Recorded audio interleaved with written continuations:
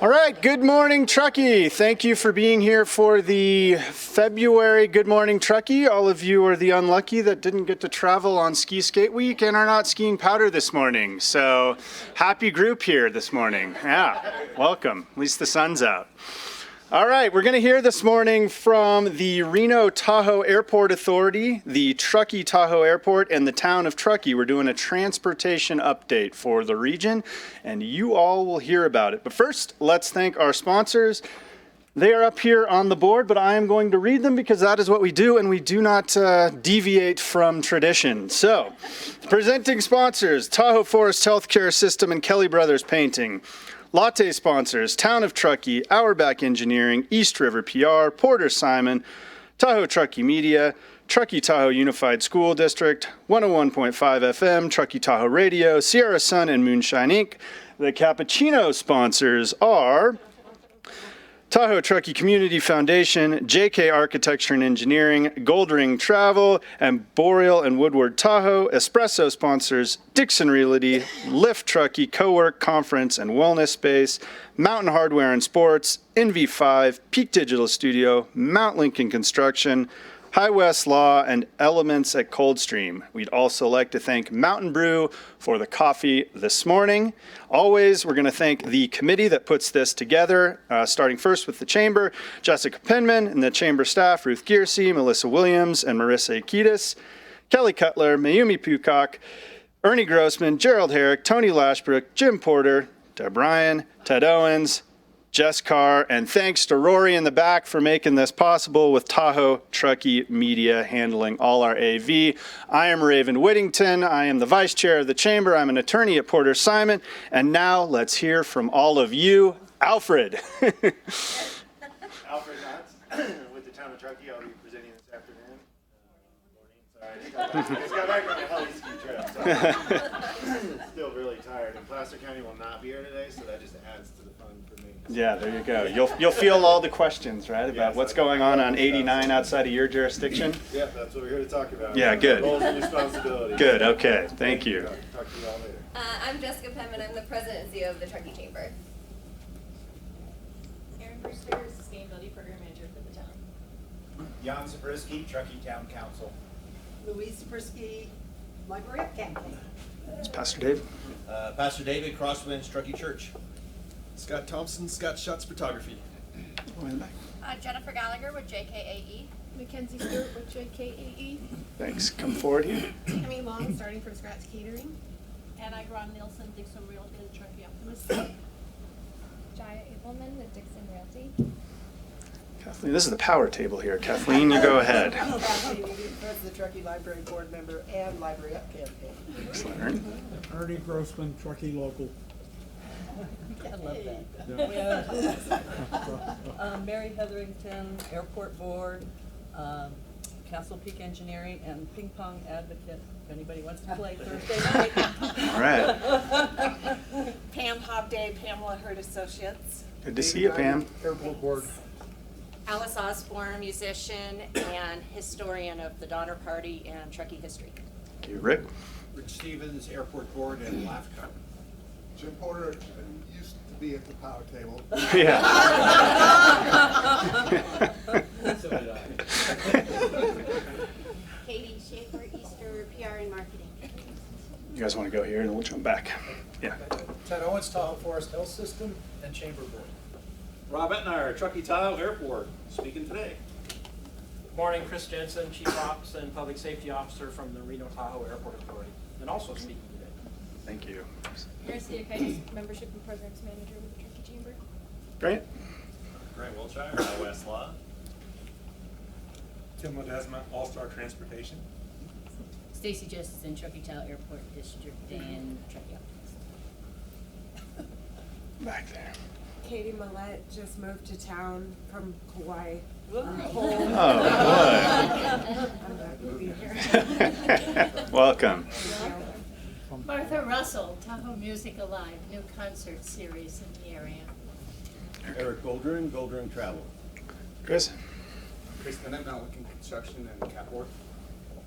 Anybody else in the back there? Listen. Leaders of Media, Truckee Local. Listen. Melissa Williams, I do marketing and communications for Truckee Chamber and Truckee Jobs Club. Thanks. We had one more person come in and sit next to Katie. Pat Roll from the airport district. Thank you. Well, thank you all for being here. This morning we're going to start with an update from Chris Jensen, who has introduced himself, the Reno Tahoe Airport Authority. He's the Chief Operations and Public Safety Officer, so welcome, Chris.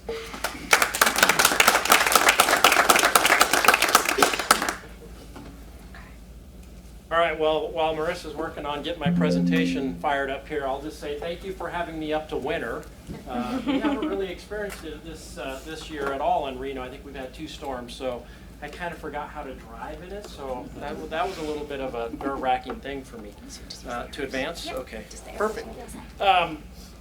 So I will attempt not to trip. I'm known for wandering around a little bit, and I don't know, do I need to speak into this? Okay, it doesn't hurt. That's good to know.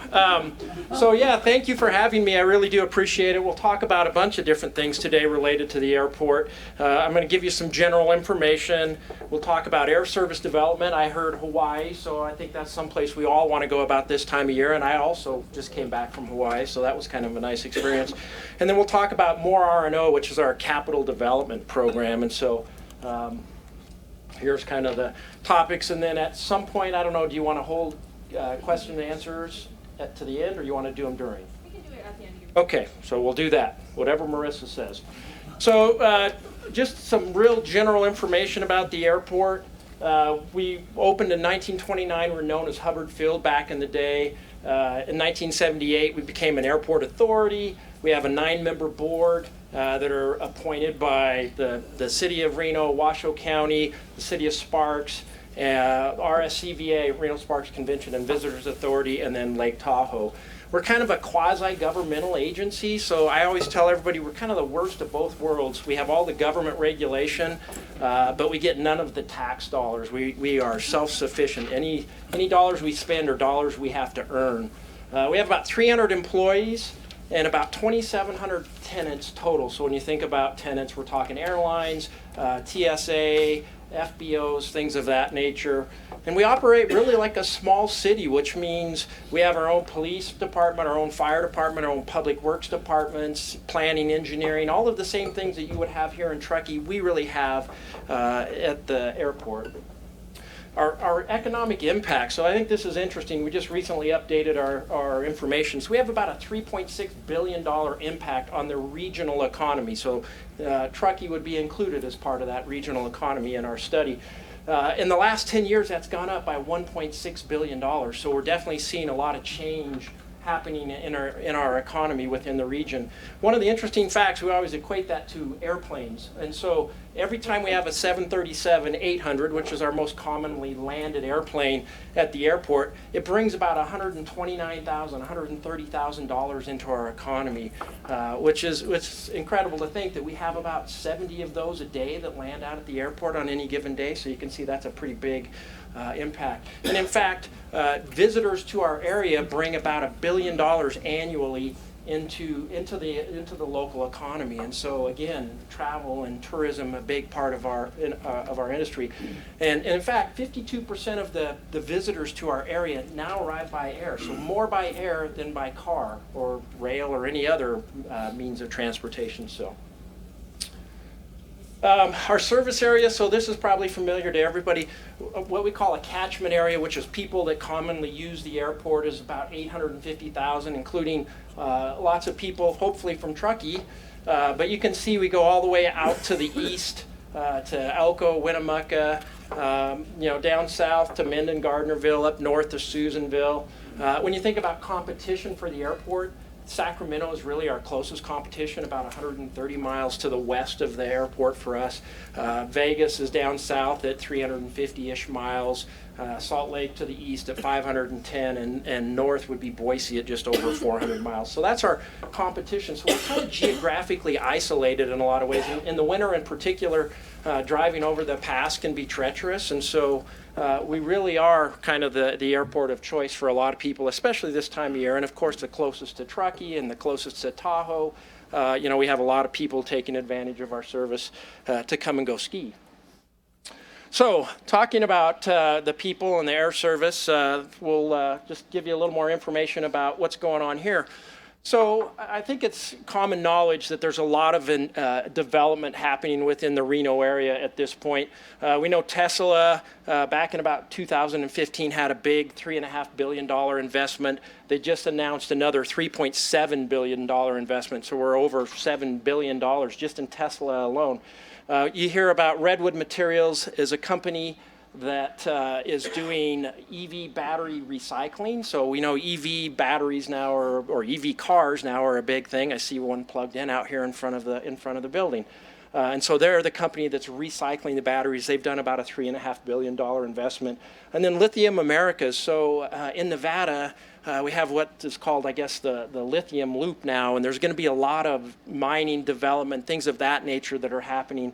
Lithium Americas, their number one, I think, stakeholder is General Motors, but they've made a large $2.5 billion investment in Thacker Pass in the area where they're going to be doing the mining. So we're seeing a lot of this kind of development that's happening around us. So while we think tourism is our big source of people getting on and off of airplanes, we're becoming much more of a business market than we traditionally were, and we think that's a good thing. There's a good blend between tourism and business, and that helps fill our airplanes and helps us get more service.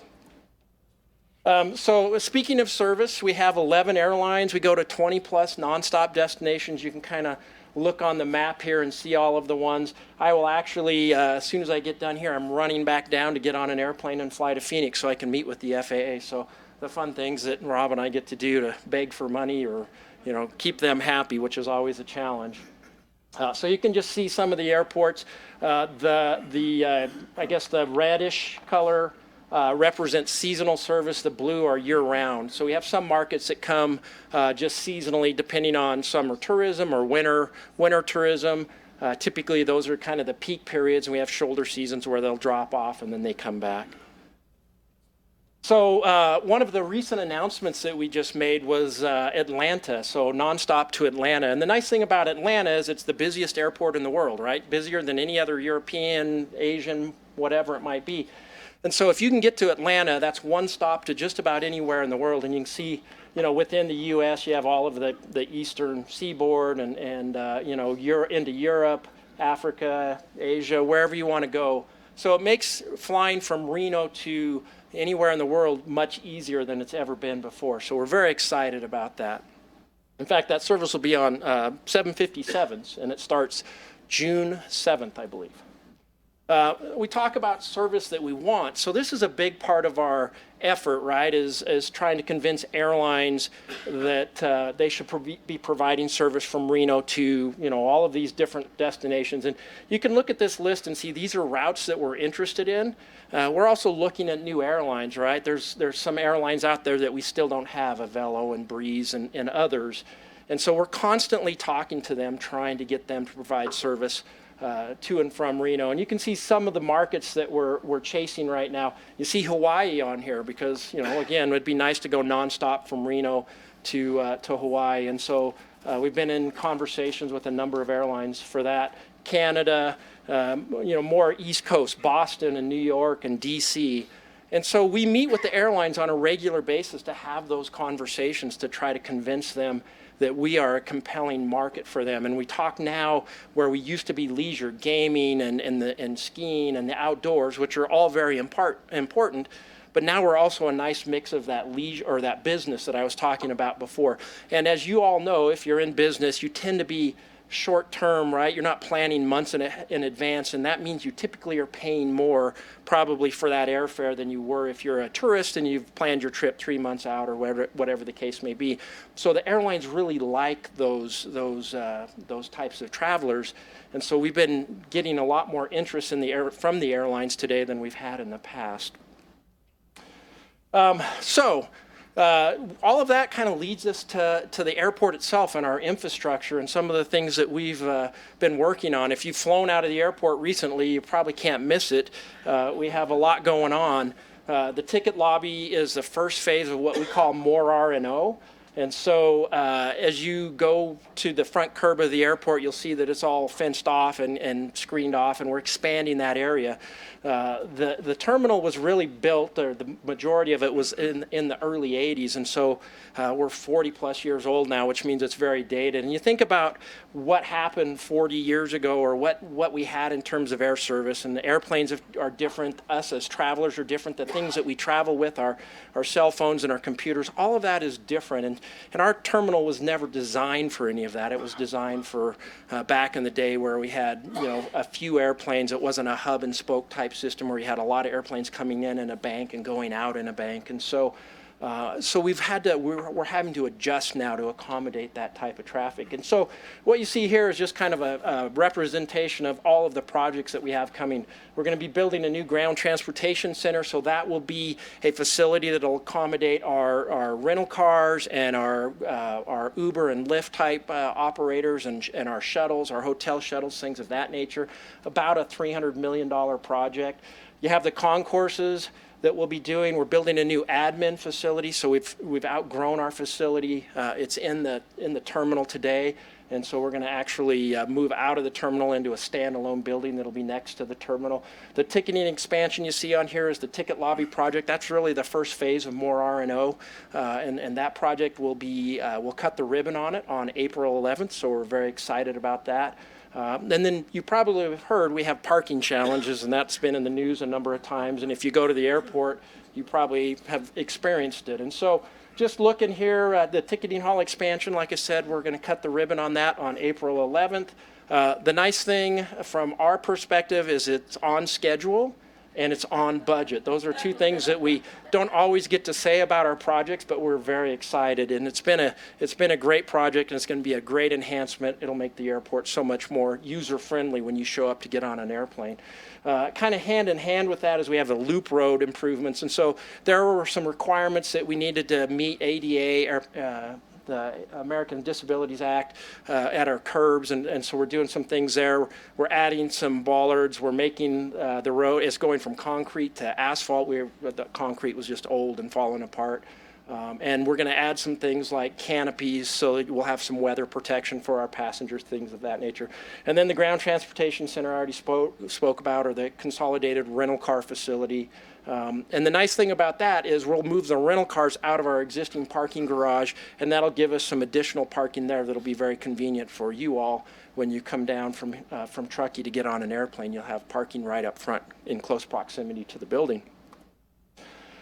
So the concourses is probably the biggest part of this project. It's about a $600 million project when it's all said and done.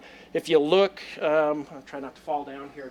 These are the existing concourses, the hashed lines on each side. And so it gives you an idea of how much bigger the new concourses are going to be. They're roughly double or maybe even more than that. And so we're in design right now, so we're working through that, and I'll show you some images of what we think it'll look like here in just a second. But we're really excited about that, and you'll see that starting to come in about 2026, the first piece. We'll build one concourse at a time, so we're going to build the south concourse, the one that's on the right side of the screen first. That's where Southwest operates, so we decided we'd take the biggest and busiest airline and most impactful and start there, right? Let's really make it fun, so that's what we're doing. And so this is just kind of going back to what I was talking about. So our concourse, our terminal is about 40 years old. Some of the things that you all know as travelers, it doesn't have a lot of natural light. I already talked about we all want to plug in, right? We all have, I have 2 cell phones and a computer. And you'll see everybody hovering around the 1 or 2 outlets that you can find in our terminal, just because we don't have a lot of that available. So that'll be something that we're working on. And then just kind of an interesting comparison. So if you look at the 2 aircraft, both of those are 737s. The one on the right is a 737-200. So back in the day, back in the 80s, we'll say, that's the type of airplane we were flying. That was the most commonly used airplane at our airport. It's seated, depending on the configuration, about 130 passengers. If you look at the one on the left, that's a 737 MAX 10, not the one that the door comes off as an option, for quick escape. But that is a MAX 10 that will seat around 230 passengers, again, depending on the configuration. And so we still have the same number of gates today that we had back then, but you look at the difference in the numbers of passengers, and if you've been at the airport and you're sitting in our concourses, you've likely experienced the congestion that we have, and everybody trying to get on the airplane at the same time. And so that'll be one of the things is we'll build according to the aircraft that we're using today. So we're very excited about that. So these are just some pictures of what the terminal may look like. I say may look like because we're still in design.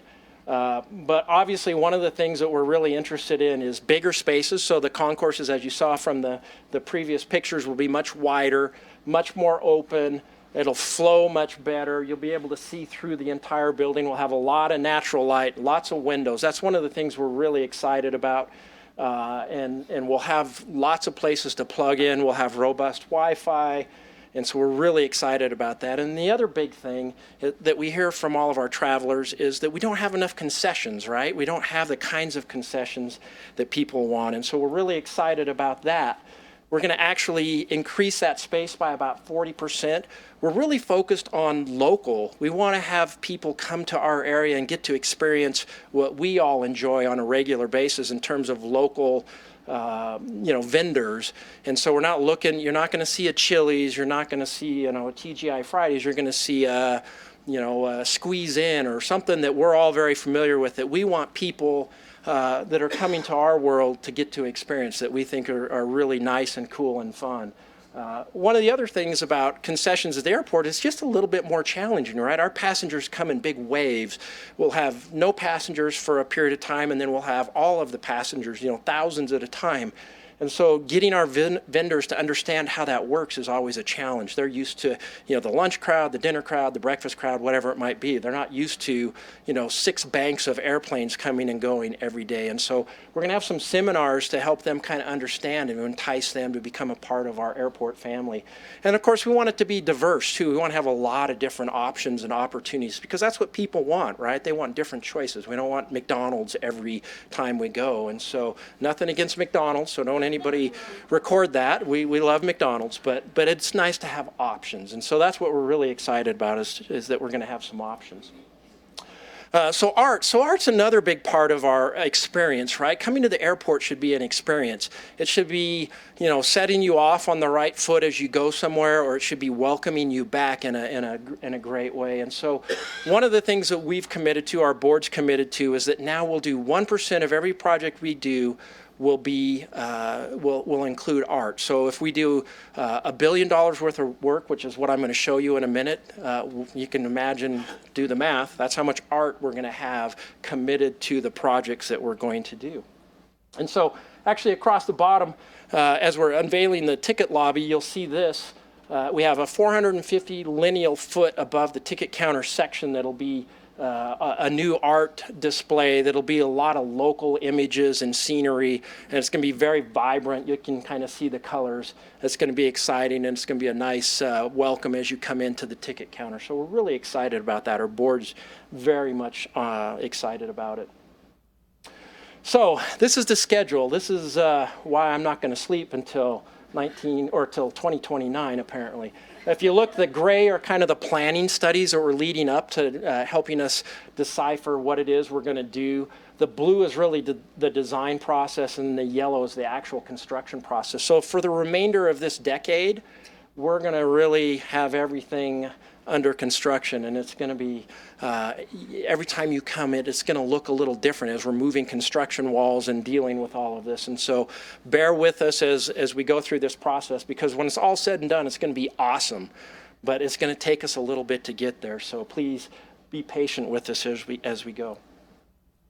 So this is the crazy part, right? So when you add all of this up, it's just shy of $1 billion. And so $1 billion turns out is a lot of money. Who knew?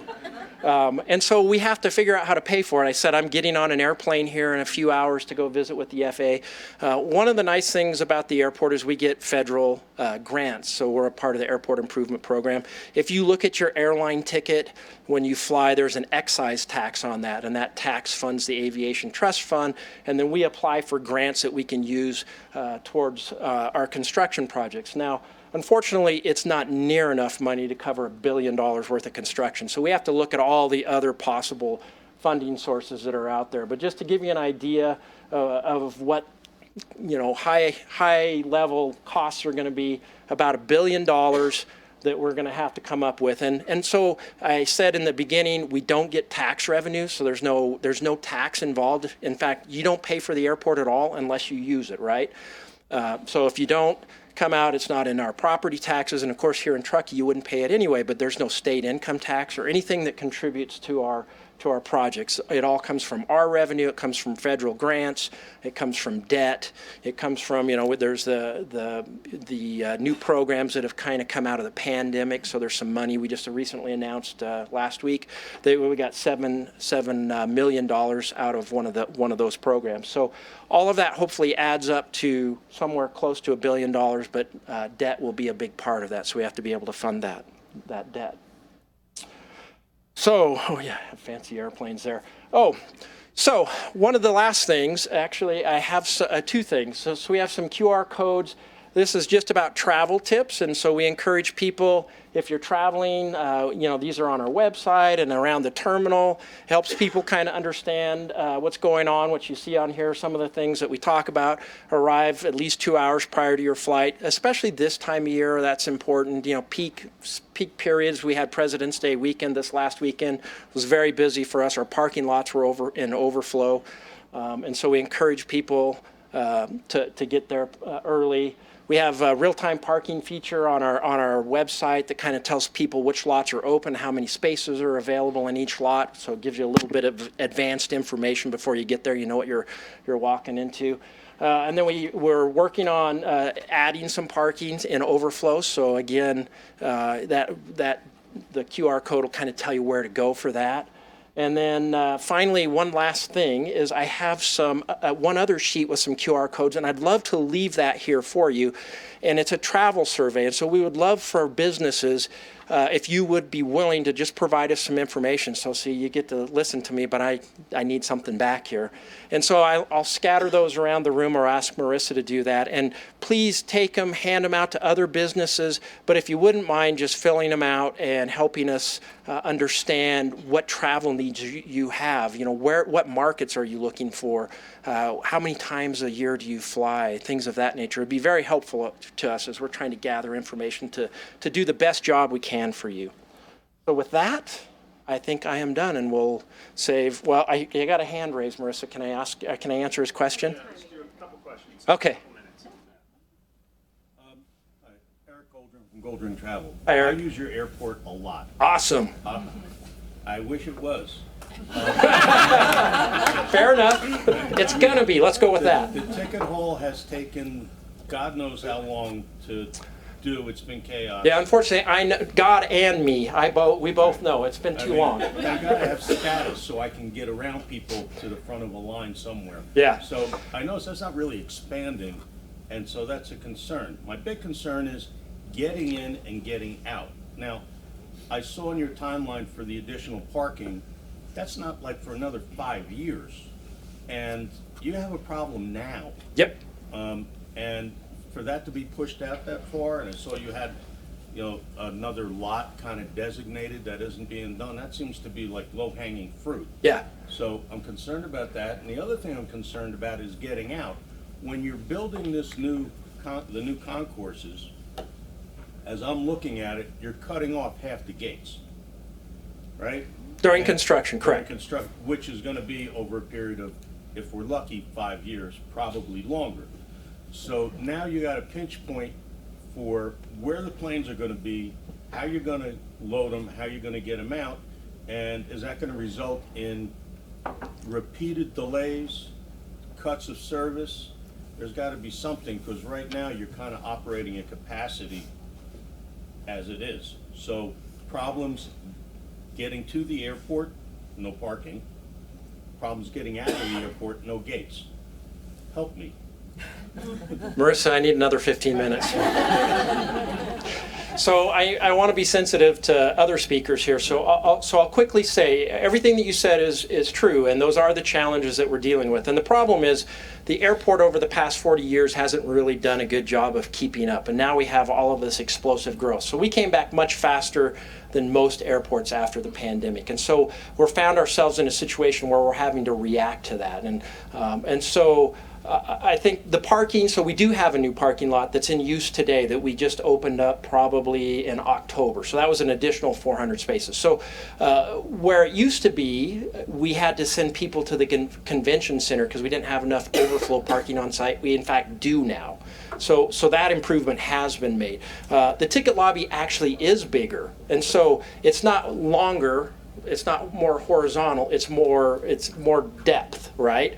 Because if you remember, it was very congested in there. We had the queue space for where the airlines would line people up at the ticket counters, and that would flow out into the area where people were trying to walk back and forth. That at the depth will actually be another 30 feet deeper than what it is today, and so it will actually be much better, and it should flow a lot better. And then you're right on the concourses. That's the challenge with that project, is trying to do the construction, which is desperately needed. Nobody doubts that.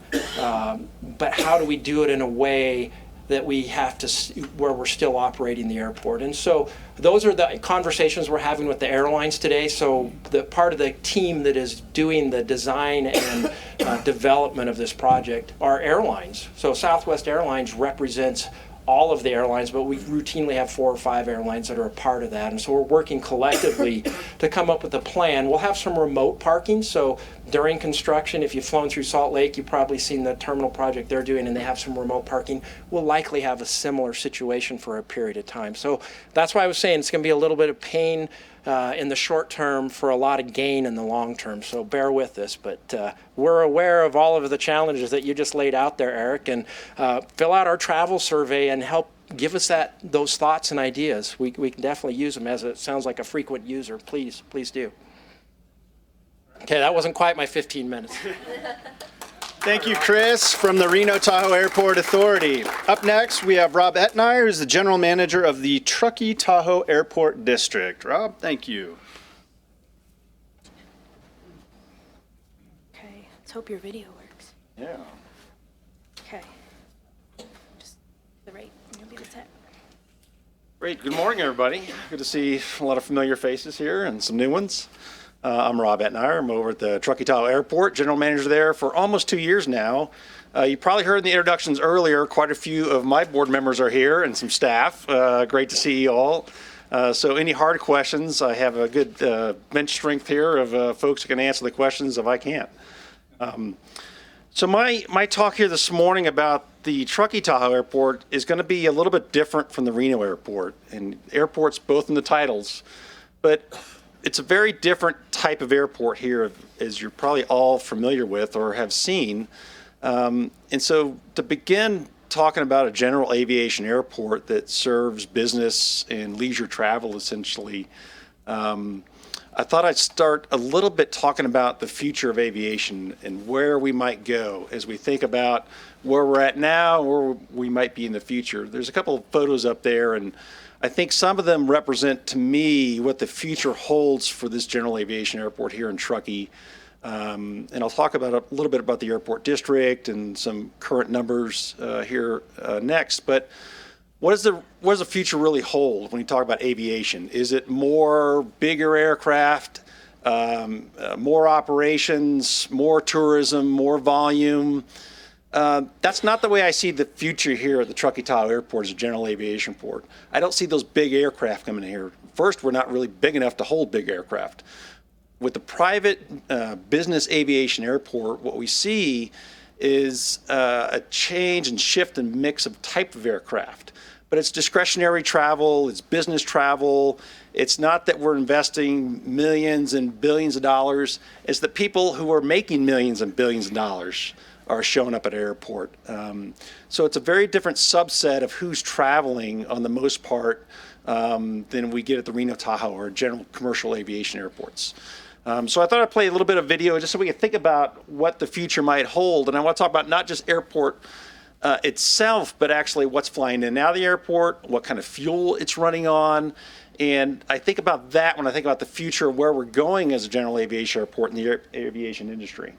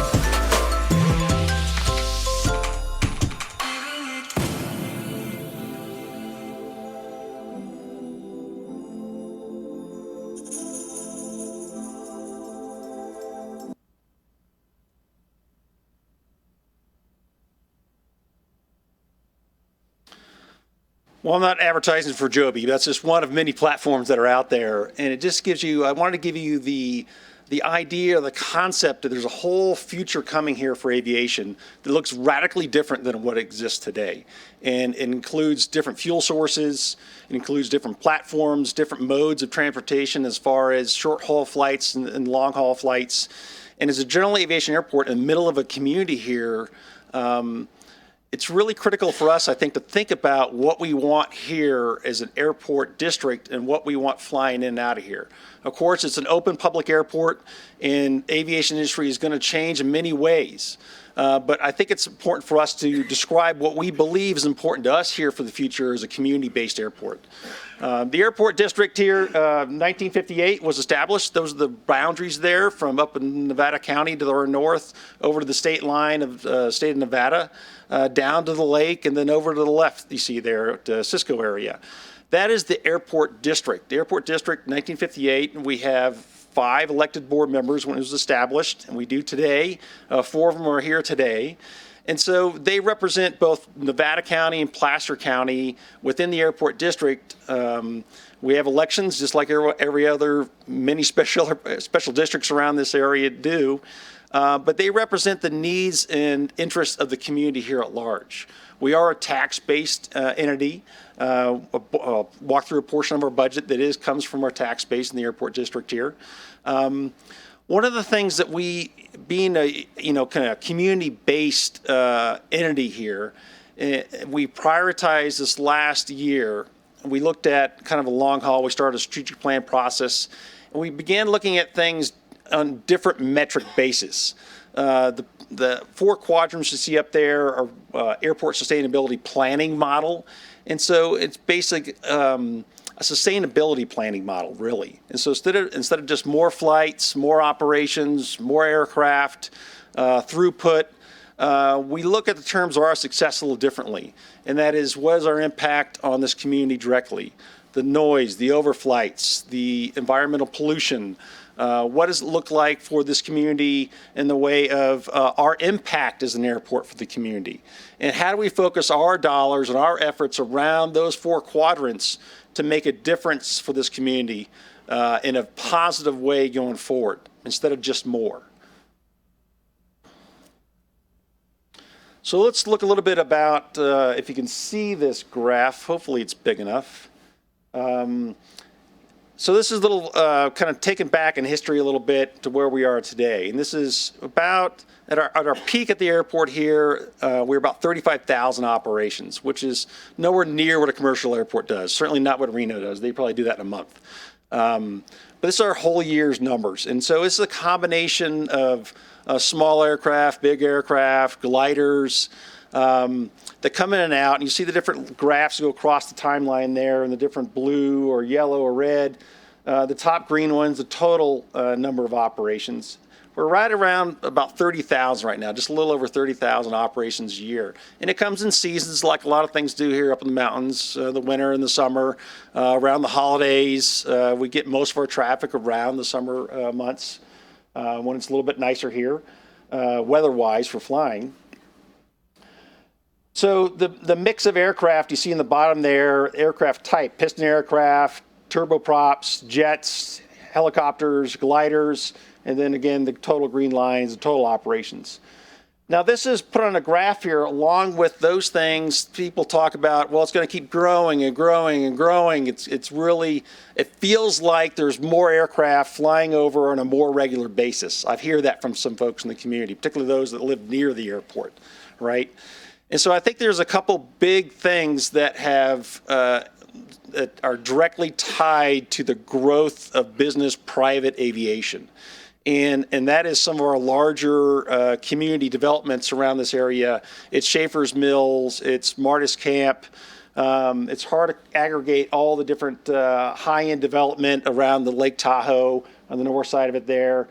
But I think as you see these bigger communities that represent the higher utilization groups that use the Truckee Tahoe Airport, you see a direct connection of their build out over the last 10 or 15, 20 years in the growth of some of our operations. There's a direct connection to that as you look at that on a graph. So that's just a reality. Are there more communities that are being developed in this region that are similar to those kind of communities that would bring in perhaps a higher level of customer interaction or aircraft to support those communities? There really aren't that I'm aware of across from North Tahoe all the way to Truckee. I think we're seeing our kind of growth maximization right now. And so it's really about how do we sustain what we have and how does the mix of business and private aviation change? In our new strategic plan, these are the 4 focus areas, and this really gets down to the details of where we are focused and spending our resources, time, and energy, both with how we're growing as an airport, whether that's replacing a whole new runway or short wind runway, runway 220 this last year, about a $7 million project, AIP funds, similar to what many airports get from the FAA. Or whether it's changing the fuel mix that we have that we offer at the airport. We own and control the FBO, which is a fixed base operator, which we provide fuel services as an airport district to our customers instead of subletting that out to another private entity that does that. So we have a lot of control on what we do with that, the price point, what we actually offer. And so we take a lot of effort to focus on that. We engage a lot with the community here in the way of supporting and promoting things that are associated with the purpose of why the airport's here, and STEM education or STEAM education programs. We also engage in just the actual operations at the airport and focusing on, I think, 3 core areas that we talk about, and that's fly safe, fly quiet, and fly SAF now. And I'll talk about what SAF is if that's not a familiar term for you.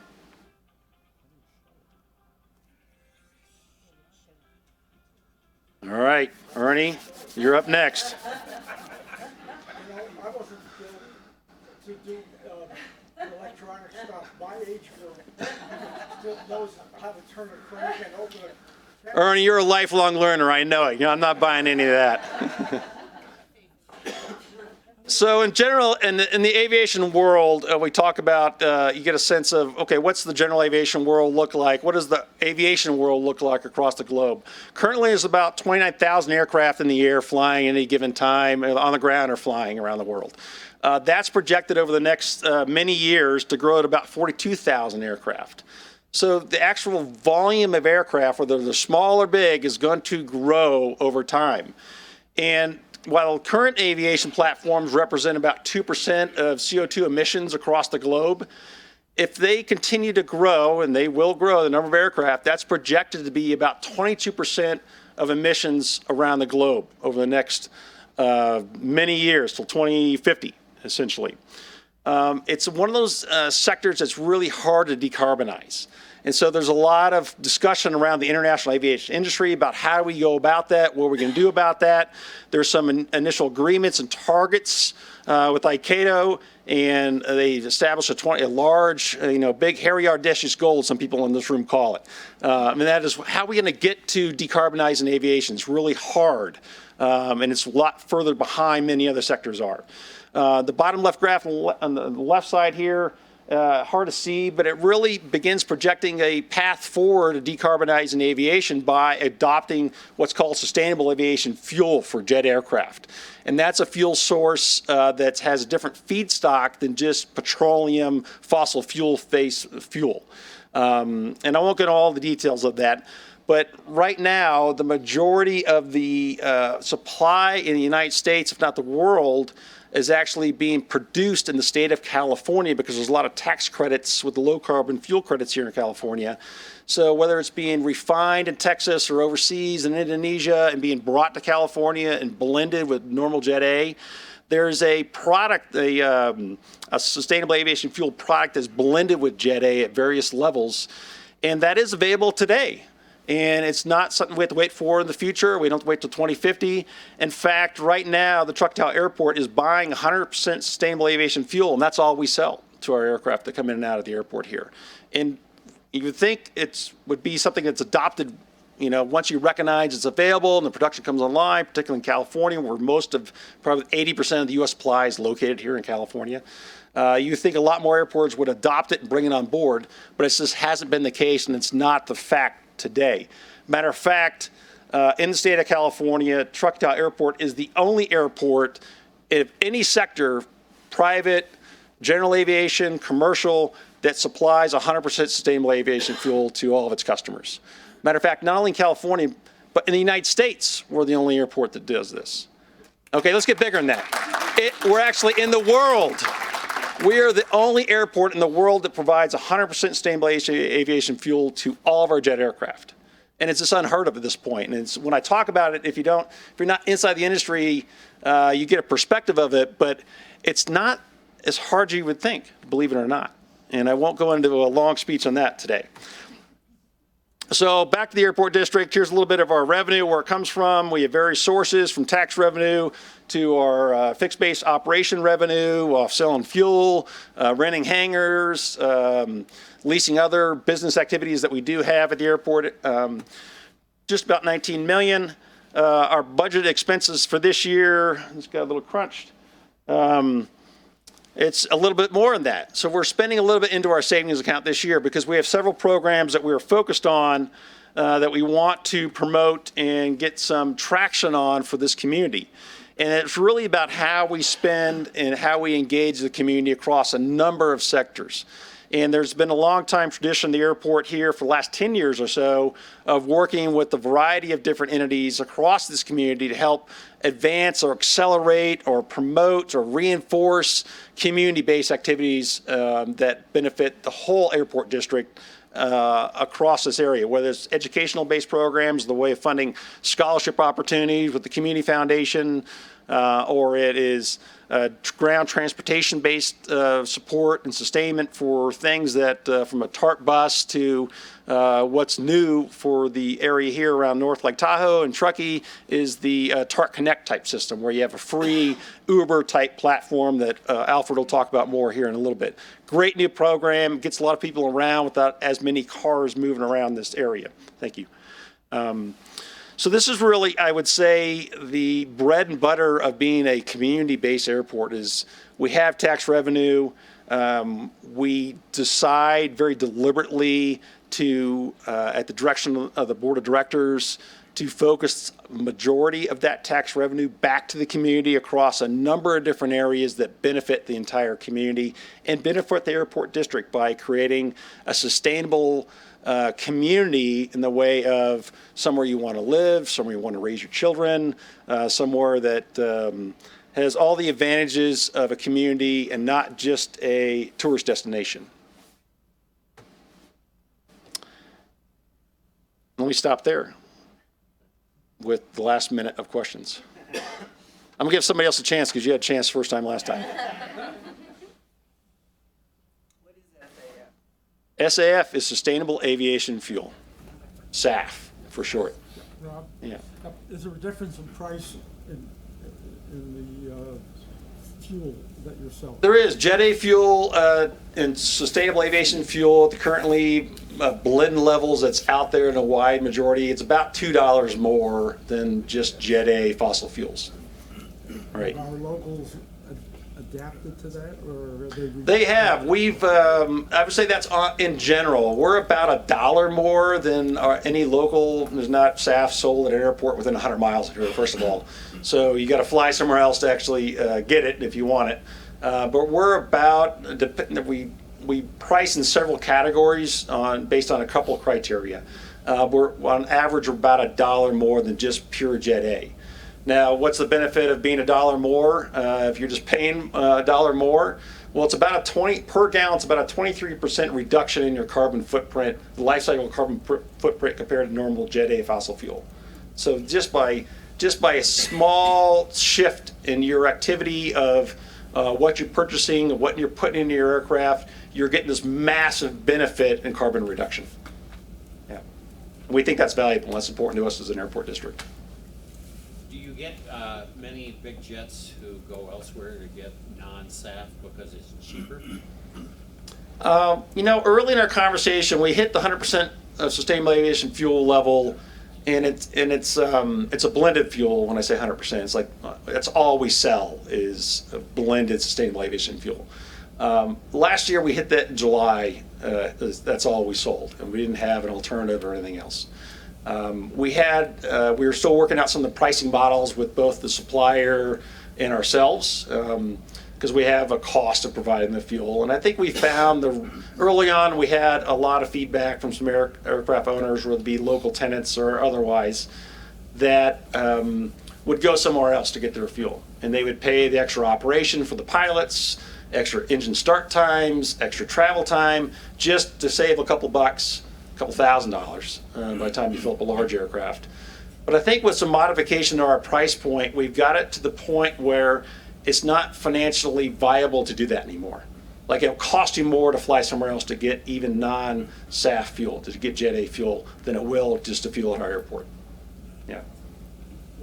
Great, thank you. I'll come back to your question at the end if we have time.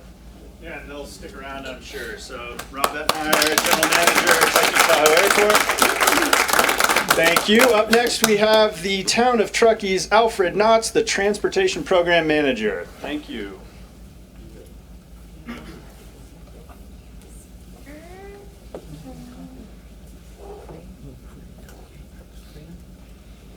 Thank you. Good morning. I think I'm back mentally to the morning, so sorry about that. Short and sweet is not a term that's associated with me in transportation presentation, so I'll try to make it short and sweet because I do want to provide an opportunity for a lot of questions here. So I will rip through this. I do want to pass on that Placer County will not be here. They did apologize. They let me know last night they would not be here. The supervisor's out, then the road supervisor had to go drive buses, so I figured they should go run the system versus talking about it. So I'm here to talk about it. One thing I wanted to take the opportunity about is when we set up this presentation, really is kind of the roles and responsibilities. I know this is kind of very wonky and very bureaucratic, but I think it's important to know who does what in this kind of political science experiment of the Tahoe Truckee area. Also, transportation is very, very complex regardless, but then you add in kind of this alphabet soup of agencies, states, those types of things. I think it's good for everybody to kind of to understand that. So the town obviously is a local municipality, so we've been focusing kind of on what's in our own domain, within our sphere of influence, working with our partners such as Placer County, all the way into the basin. But then there's also the Nevada County Transportation Commission, and I will rip through this, believe me.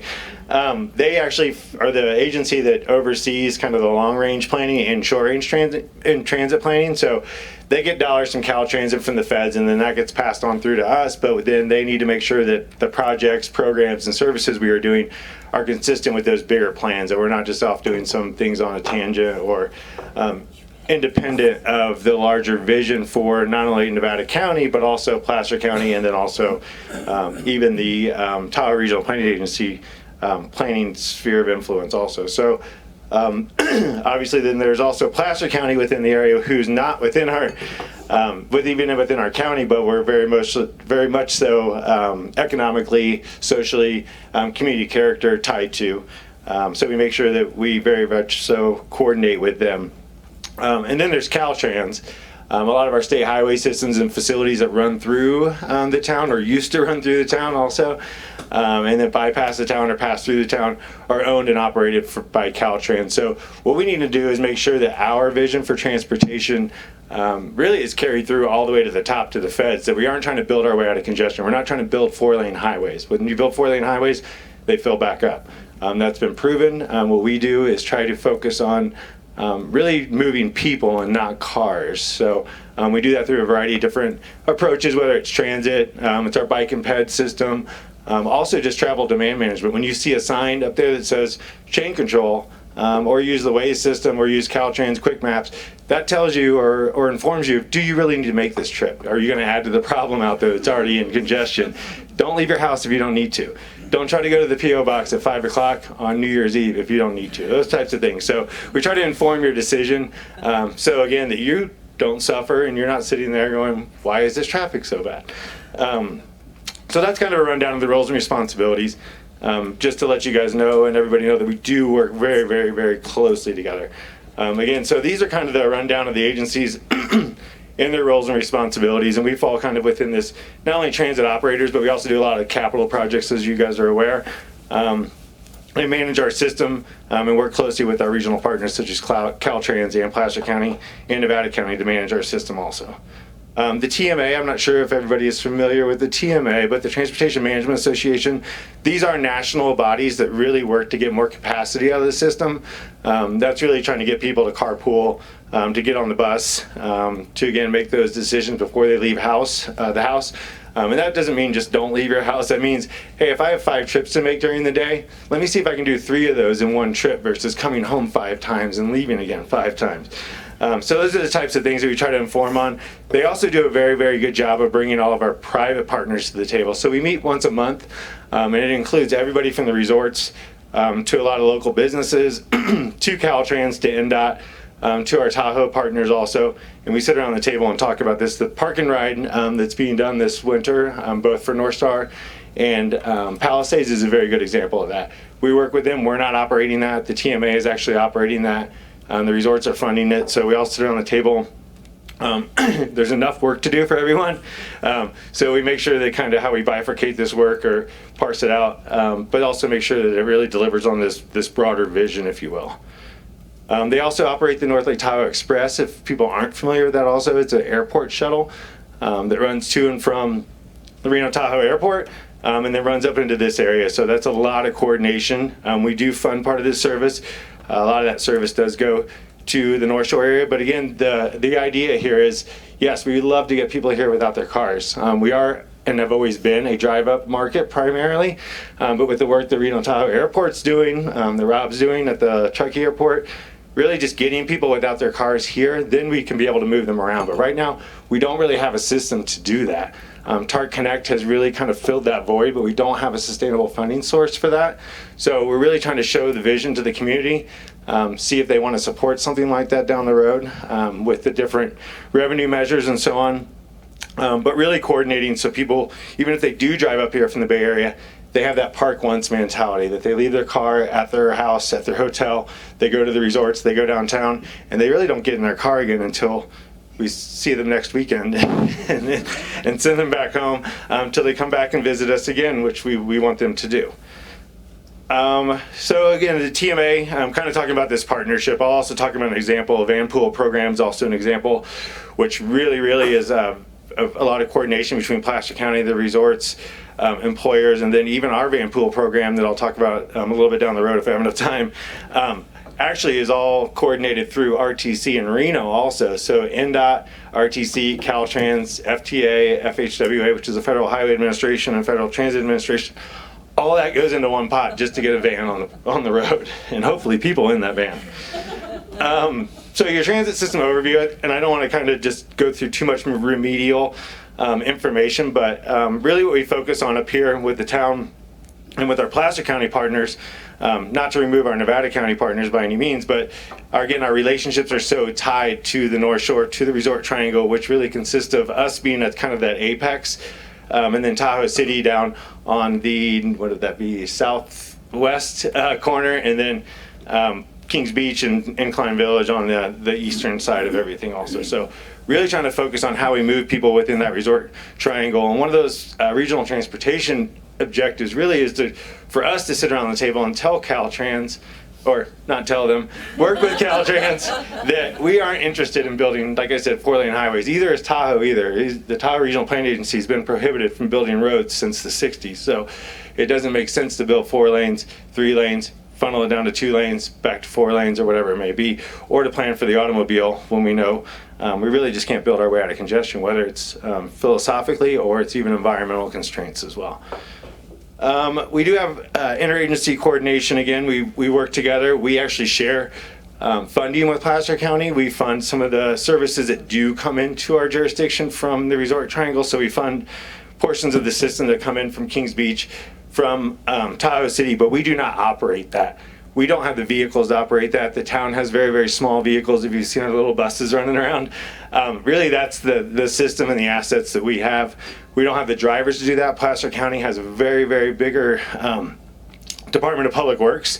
They have the 40-foot buses. So just to kind of envision that, the town doesn't really ever envision that we'll be running these full-size buses. What we want us to do is feed into that bigger system. We want to fill the buses that Placer County is running. That's the fiscally responsible thing to do, the environmentally responsible thing to do. And with things like TARC Connect, we can feed into that bigger system also and fill the seats that we already have, not just throw more service out there that people aren't going to use or are not currently using. So these are our services. We fund the Truckee Local, which is the little blue buses that run around. We do have a dial-a-ride service. We do also operate the night service to North Star. We were operating at Palisades. We were carrying less than a half a passenger per hour on that service. So it was costing about $400 per passenger to move that one person.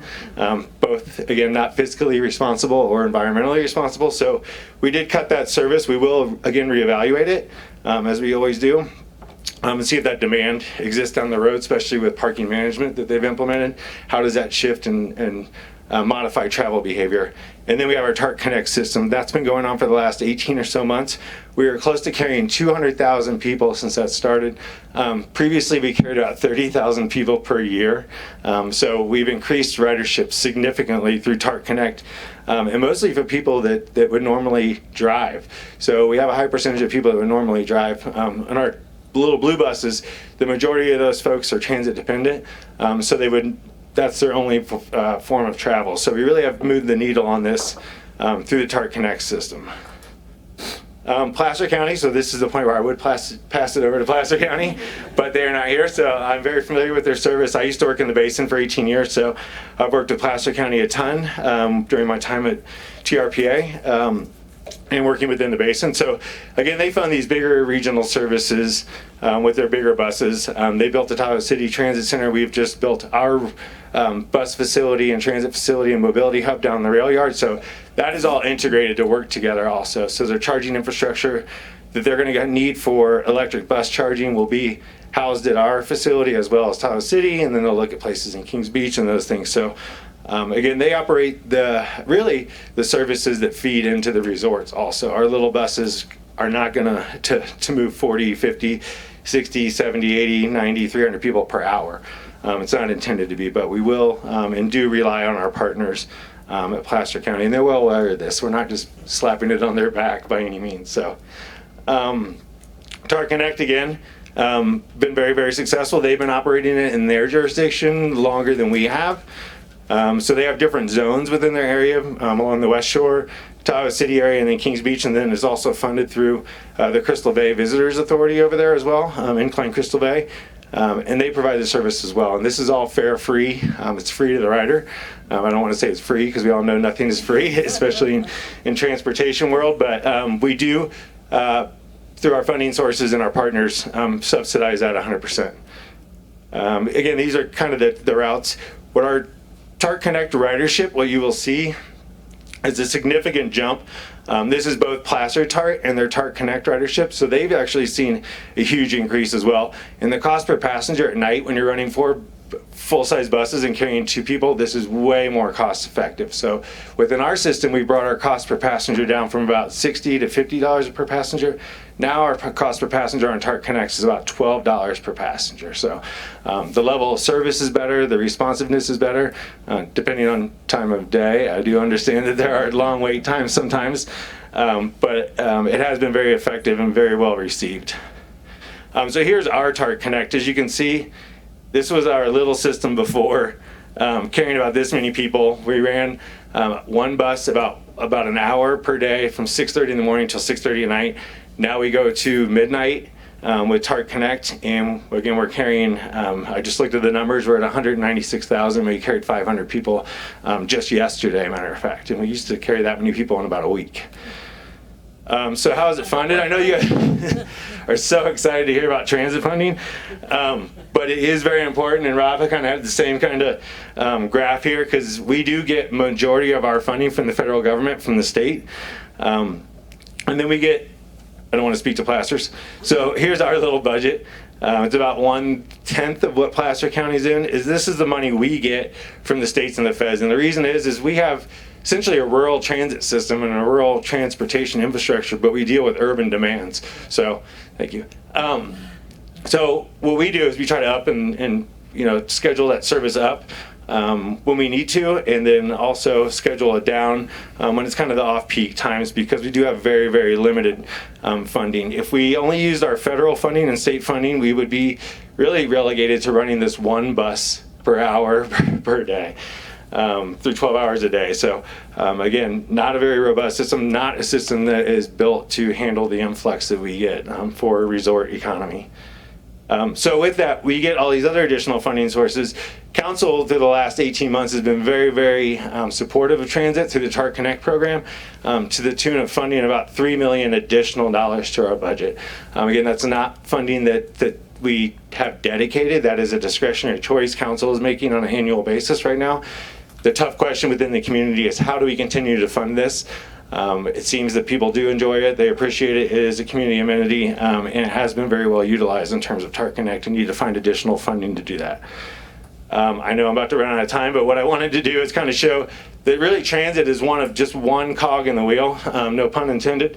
But we try to find this sweet spot here. We're not trying to build our way out of congestion. Like I said, that's not really the fiscally responsible thing to do either, because 90% of the time, if you drive out there today, there is enough capacity in the system. We're not trying to build these huge roads that essentially we use in the transportation planning world as building the Easter parking lot for church, or the church parking lot for Easter Sunday. So you don't want to build this thing that just sits there, that we have to maintain, that we need to plow, that we need to repave, and all those things, and treat stormwater, all these fun things that I'm sure you guys stay up at night thinking about. We do focus on strategic improvements, where you've seen us put in roundabouts. Those are very strategic. We look to try to get more capacity through those intersections that are signal controlled, because roundabouts do provide more capacity through the system. They also reduce a lot of fatalities. They also provide opportunities for us, which Chris had mentioned too, is our public art also. It provides opportunities for gateway experiences and so on. Our trail network, again, there's not one silver bullet to all of this. It's not transit, it's not your car, it's not walking, it's biking, it's everything working together. You have options to say, what do I want to do today? How do I want to travel today? We have 100 miles of bike facilities to help you make that decision. We did a bike share program too this summer, very successful as well. That'll be coming back. The regional coordination side of things is, we want to expand this service to the North Shore with our partners, and we want to make sure that technology, pricing system, the app all works together. If it doesn't, somebody goes to Tahoe City, rents a bike, then comes here the next day and they got to download another app or find another bike. That doesn't work for anybody. These are some of the data we had. We had about 20,000 miles ridden last year. It was a very short season, but that'll be coming back this summer as well. I know I'm running out of time here. I do want to speak to some of our capital projects, and a lot of these are visual, but our mobility hub downtown at the rail yard does look like it's probably out of place right now in the middle of nowhere.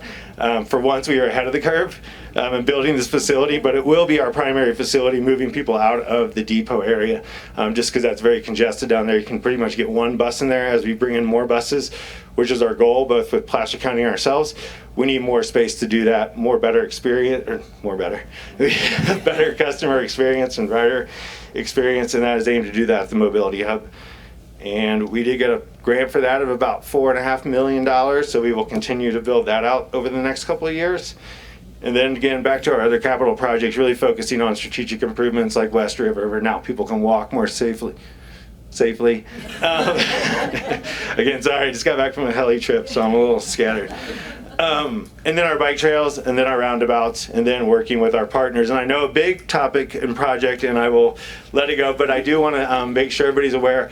The SR 89 and 267 project that Placer County is taking the lead on with Caltrans is to look at dedicated bus lanes along those corridors. So again, trying to get more capacity out of the system. If we do build more capacity, then we give that capacity and priority to transit. So that is something I want the community really to focus on. They need to hear it all the way from Caltrans to our elected officials that this is our regionally significant project. If the bus is still stuck in the same traffic, we can put buses out there all day long. People will just sit in the same traffic, idling, and not be really incentivized to really make that mode shift out of their automobile. And this is enough people that we have to deal with on a daily basis. Luckily, they're great to work with. So I just wanted to show that all of our partners here. And then I typically leave everybody with this little, I know Jen wanted me to change the word idiots to this, but I left it in. So this is something I used to leave people with in Park City. But it really is. It's always, everybody points to the other person. Really, if you want to see the difference in the world, you need to make the change yourself also. So it all comes back to these things of working together and making sure that we're all cognizant and really just trying to make a better community on a daily basis.